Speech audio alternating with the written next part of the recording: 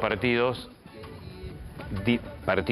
que desde lo político es de lo más complicado. Te diría que es el partido geopolítico del Mundial, que tiene ya un antecedente y que se da en un contexto muy especial por lo que está pasando en Irán, por supuesto, con estas protestas que ya llevan más de 400 muertos, que tienen más de 18.000 arrestados. Que desde lo deportivo quien gana elimina al otro, además. Encima con el agregado Claro. de que es mata-mata, es Claro. un partido mata-mata. Sí, sí. Porque si empatan va a pasar Irán, Irán tiene esa ventaja, tiene el empate como resultado. Sí.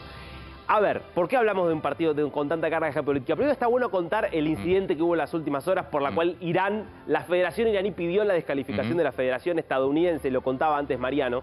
Esto en relación a la publicación en la cuenta oficial del equipo de los Estados Unidos de una foto que incluía los escudos de las selecciones que están en el grupo, y en el caso de Irán estaban los colores de la bandera sin el símbolo justamente que es el que dice Alá. En definitiva es un símbolo que dice Alá.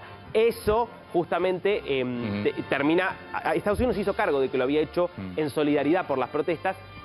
Ante la presión de la FIFA, esa imagen fue borrada. Hoy vos podés entrar y ves la bandera de Irán con el símbolo justamente en las cuentas estadounidenses. ¿Dónde empieza esta historia? Yo te diría 1941, cuando asciende al trono de justamente Irán el Shah Mohammad Reza Pahlavi. ¿Quién gobernaba en ese momento? Su padre. ¿Por qué su padre fue depuesto en una operación conjunta del Reino Unido y de la Unión Soviética? Pensá, plena Segunda Guerra Mundial. ¿Por qué lo deponen? Porque estaba con inclinaciones hacia el eje, hacia la Alemania nazi. Desde ese momento empieza un proceso de occidentalización de Irán, muy fuerte. Apertura hacia Occidente, empiezan a llegar las grandes empresas. Recordemos, Irán, primero país, está bueno verlo en el mapa, muy cerquita de Qatar. Irán, de hecho, tiene relaciones, ahí lo ves, el Golfo Pérsico es ese tramo de agua que divide la península arábiga de Irán. Están enfrentados. Qatar es una de las, la peninsulita ahí chiquitita que está enfrente. De hecho, comparten un yacimiento de gas muy importante, Irán y Kosovo, que está debajo del Golfo Pérsico. Bueno, se abre a las potencias occidentales que empiezan a invertir, llegan grandes empresas. Fíjate que en 1953, después de que el Shah nombra un primer ministro que empieza a tener mucha autonomía y hace algunas nacionalizaciones, Estados Unidos hace un golpe de Estado para deponer a este primer ministro y volver a restablecer el pleno poder del Shah, que continúa con esas reformas. Vos veías Irán en esa época, tenemos algunas imágenes para ir mostrando. País occidental. No, pero además era un país occidental. Totalmente. Por eso es tan brutal lo que sigue después. Por eso es tan fuerte lo que pasa desde el 79. Digo, las mujeres iban a estudiar, el velo lo usaba solamente el que quería. Occidental. Absolutamente. Se había occidentalizado completamente. Y que con todo el peso de ser una de las grandes potencias petroleras tenía un gran dominio sobre Medio Oriente. Por eso era un país donde Estados Unidos, para Estados Unidos era tan importante tener ahí influencia. Claro, 1979 se produce la Revolución Islámica liderada por Ruhollah Khomeini, que era un líder religioso y político, un ayatollah, que básicamente establece un régimen teocrático. Él es el líder supremo, fue hasta el 89, hoy fue reemplazado desde entonces por Ali Khamenei. Siempre me pregunté, en ese momento la sociedad viene de una sociedad prácticamente occidental. De un día para otro se vuelve a una sociedad completamente cerrada. Es que vos lo que... De lo más brutal, porque el ayatollah Khomeini fue de lo más brutal en términos. Absolutamente. Lo que pasa ahí, pasaron dos cosas ahí para entender la revolución. Primero, había gente que no estaba de acuerdo con lo que... No, pero eso sigue pasando. Lo mismo que nos preguntamos hoy con Afganistán, bueno, obviamente vos tenés un núcleo duro, claro, del interior que seguían sin duda a lo que es un gobierno islámico fundamentalista. Pero para la sociedad el cambio es que ahí también hay que tener en cuenta que hubo un engaño. ¿Por qué? Porque el ayatollah no decía se viene una teocracia. Lo mismo que pasó con Afganistán ahora, pero vos fíjate que pasa el tiempo y Afganistán se convirtió a un régimen completamente duro, y lo mismo pasó con Irán. ¿Qué decía el ayatollah?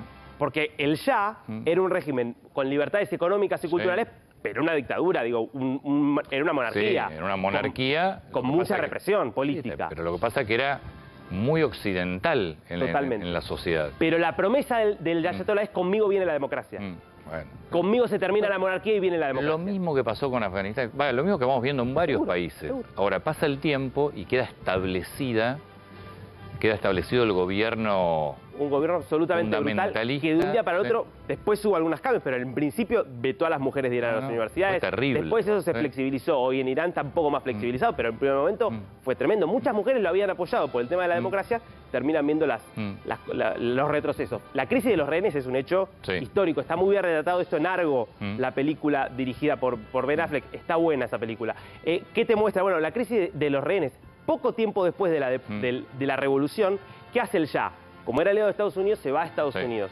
Entonces empieza a haber una presión hacia Estados Unidos de parte de Irán para que entregue al Shah. Entonces, ¿qué hacen? Bueno, rodean la embajada y entran a la embajada y mantienen de rehenes a 60 diplomáticos durante 444 días, una cosa impresionante. De hecho, hay un operativo todo de rescate, porque algún grupito había logrado escaparse hacia la embajada de Canadá y logran ser rescatados. Bueno, quiebre diplomático desde 1980, no hay relaciones diplomáticas. 1980, guerra Irak-Irán, por eso ese fue otro partido también de alto peso geopolítico, creo que fue en el 98 también que jugaron Irán e Irak. ¿Qué pasa? Irak gobernada por Saddam Hussein. Saddam Hussein autoritario, pero no islamista. No, pero además bancado por Estados Unidos. Bancado totalmente para derrotar a Irán. Pero parece que Estados Unidos lo mató, sí, pero pasa esto en la historia. Es lo mismo que pasó con los talibanes. Claro, vos bancás, fomentás a Irak, lo apoyó y lo desarrolló Estados Unidos y después terminó con un conflicto con Estados Unidos. La guerra empieza con una invasión de Irak hacia Irán porque Saddam estaba preocupado de que se le viniera un movimiento islamista de ese tipo como en Irán, países vecinos por supuesto, y dice lo invado. Estados Unidos le empieza a dar armas, todo. Lo que hizo con Saddam, con Bin Laden, en contra de la ocupación soviética. Bueno, 8 años duró esa guerra, que marcó también mucho el pulso. Pasemos si querés a ver a las otras placas para ir siguiendo la historia. Acá era Bush padre. En realidad era Reagan. Bush padre era el vicepresidente. Bush padre vicepresidente y después... La guerra del Golfo. Después la guerra del Golfo viene Bush padre y después viene... Porque la guerra del Golfo, ¿qué es? Es Saddam Hussein cebado que invade Kuwait. Y entonces ahí Estados Unidos interviene en contra de Saddam Hussein. Eso sí es con Bush padre, exacto. A ver, pasamos a las siguientes placas. ¿Qué empieza a pasar? Te voy anticipando. Ataques terroristas donde se pone muy picante. Hezbollah, la organización que crea Irán en Líbano, empieza a hacer ataques terroristas. En la embajada, por ejemplo, estadounidense en Líbano, muchas personas muriendo, también contra un portaaviones estadounidense.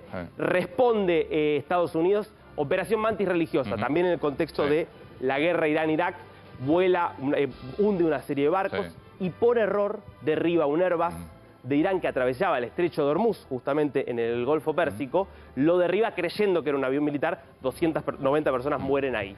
Bueno, después en el 97 se abre un periodo de acercamiento porque Khatami, que asume la presidencia de Irán, con una idea más moderada, y sea este partido que es el antecedente. Mundial de Francia 98, juegan el partido de la fraternidad. ¿Por qué? Porque en este encuentro, primero, los dos equipos salen y se sacan una foto juntos. Hay justamente los jugadores iraníes le entregan flores a los estadounidenses. Bueno, un momento de distensión. Termina ganando 2-1 Irán. Ese partido es el antecedente. Que después se interrumpiría porque en 2015, bueno, se firma el famoso pacto nuclear que marca un acercamiento con Obama. Después, con Donald Trump, eso se da marcha atrás. En 2020, el último gran episodio que es la muerte de Qasem Soleimani por parte de los Estados Unidos, líder de la fuerza. ¿A qué hora es el partido hoy? 16 horas. A las 4.